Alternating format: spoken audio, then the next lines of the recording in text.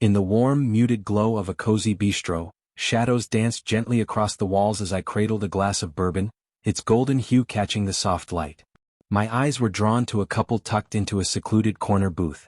My wife Emma radiated that familiar allure, her laughter a soft melody carried through the air. Normally, this might have stirred warmth in me, but the man sitting across from her changed everything. His hand, subtly slipping beneath the table to graze her thigh, sent a jolt of tension straight through me. I gripped the glass so tightly the ice rattled, my hand trembling as a storm of anger and sorrow surged inside. Yet I stayed outwardly calm. For weeks, I'd nursed doubts, her late-night business meetings, sudden secrecy over her phone, the faint, unfamiliar scent of cologne on her clothes. Now, the truth was undeniable, and I had a plan forged from quiet determination. Over months, I had meticulously prepared. Confrontation or accusations wouldn't suffice. Emma had broken our sacred promises, and Martin, the man whose identity I'd uncovered, had crossed into the sanctity of my marriage. Both required consequences not born of vengeance, but crafted with careful, deliberate justice. I had hired a private investigator to gather proof. Photographs, text messages, dates, locations, all meticulously catalogued in a dossier. This wasn't for court or legal battles, it was profoundly personal. My goal wasn't to ruin Emma, but to make her face the weight of her decisions. The next day I set the plan in motion. The first step was disclosure. Martin's online presence revealed he was married to a woman named Claire, a devoted mother of two whose life overflowed with joyful family memories. She deserved to know. I arranged an anonymous meeting at a quiet cafe and brought the dossier. Claire arrived, her expression tinged with apprehension. Sliding the dossier across the table, I watched her hands tremble as she leafed through the photos and messages. Tears welled in her eyes. I offered a tissue, which she accepted in silence. After a pause, her voice wavered but stayed firm.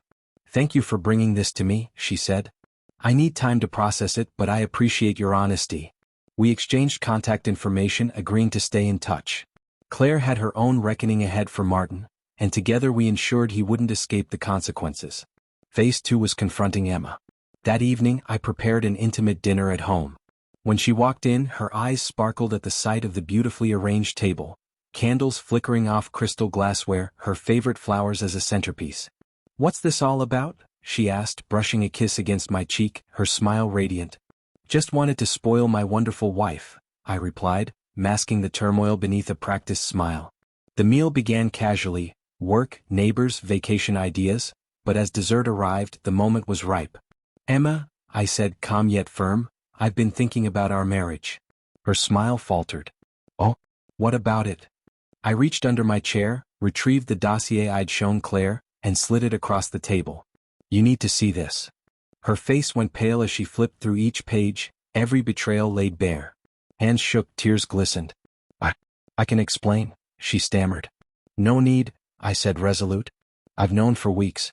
This dinner isn't for explanations, it's for facing the truth." Panic etched her features. "Please let me make this right. It was a mistake, a horrible one." "Mistakes aren't premeditated," I countered.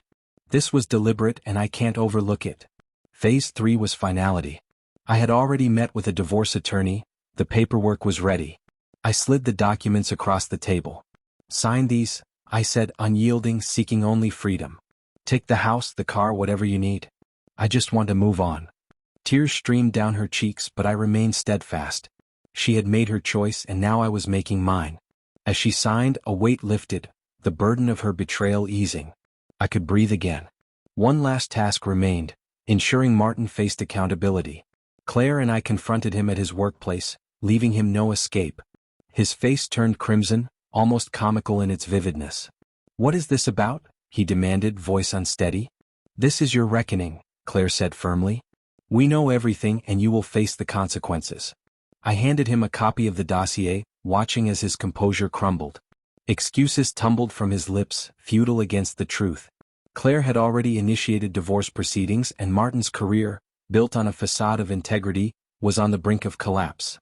Leaving that confrontation, I felt a rare sense of closure. Emma and Martin had made their choices, now they faced the repercussions. This wasn't revenge, it was reclaiming my life, stepping out of the shadow of their deception. In the months that followed, I devoted myself to rebuilding. I immersed myself in work, reconnected with old friends, and even tentatively stepped back into dating. The scars of betrayal didn't fade quickly, but they became part of my story, a testament to my resilience. One evening as I sat in my new apartment, sipping bourbon and watching the city lights twinkle beyond the window, a long-lost feeling washed over me. Tranquility.